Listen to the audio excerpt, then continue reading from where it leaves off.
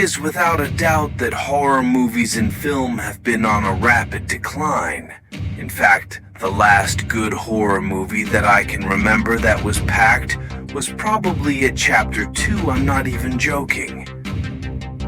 Most films that have come out have either been a cash grab, AI-generated storyline, or even generally basic story plot, in which this video will find loads of evidence from my own research. The reason that I have decided to make this video in the first place is because my thumbnail highlights all the worst horror films that have occurred within a span of 1 year minus Slender Man, as that movie is quite older. But why is this? This video will be structured in 3 main parts. Globalization, the idea that a project can have a speedy process with less risk and bigger demand. Lack of storyline, plot of a movie. Low risk, high reward scheme. As stated above, the idea of globalization is the idea that a company can aim to make a product.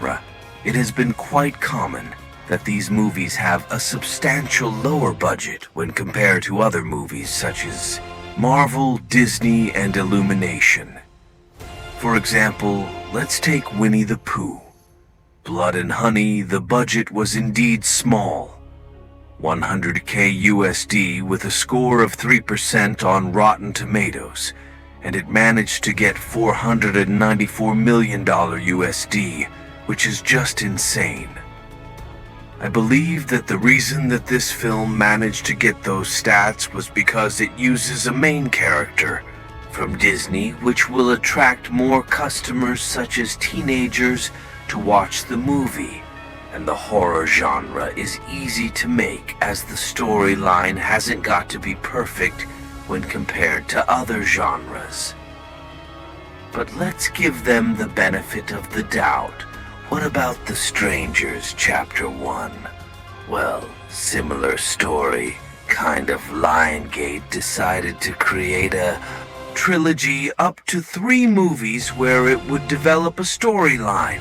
However, as Penguin Zero's word the characters were bad, the storyline was a direct copy of the original, but made with AI garbage storyline, with no emotion, and not even scary at all, as the villains didn't do anything. Plus, the noise that they were making were loud. But that, besides the point, this can suggest that film companies don't get about the quality of the film during the production process as well. They have loads of money, therefore they can take a bit of risk, but in summary it means that they can produce quantity over quality. Part 2. Lack of storyline. Furthermore, the storyline within film has been on a rapid decline ever since 2019, as most horror movies use similar storylines, such as being simple, like Tarot was dull, and in some cases didn't even make any sense, which just expresses that horror is overrated, as the only good movies that I can think of is It, The Terrifier, and even the Saw series. It's really annoying, as the movie companies are able to exploit the audience into watching these garbage movies, and it's working as seen before. These movies are getting loads of money for their 1 to 2 hour films, and as a customer who regularly consumes this type of content, is beyond frustrating that they still do this in 2024. If it was 2020, then I wouldn't mind. However, times have changed, and in my personal opinion, even the people watching this video probably show similar interest into terrible movies as you're still watching this video, which, thank you by the way. But yeah, in conclusion, to sum up this section, just spend more time into developing a good script that isn't AI. Generated. Part 3. Low risk, high reward scheme. This is the idea that movie companies will not take any risk when developing new movies. They will take a pre-existing product change, a few characters then published to the cinema, where they will get money pouring in, and the audience will receive a waste of their time and satisfaction. which can suggest that these companies are winning as we still continue to watch them due to fear of missing out.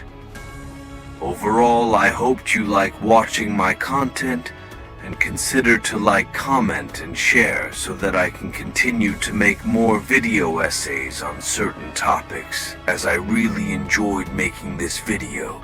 So yeah, join the channel.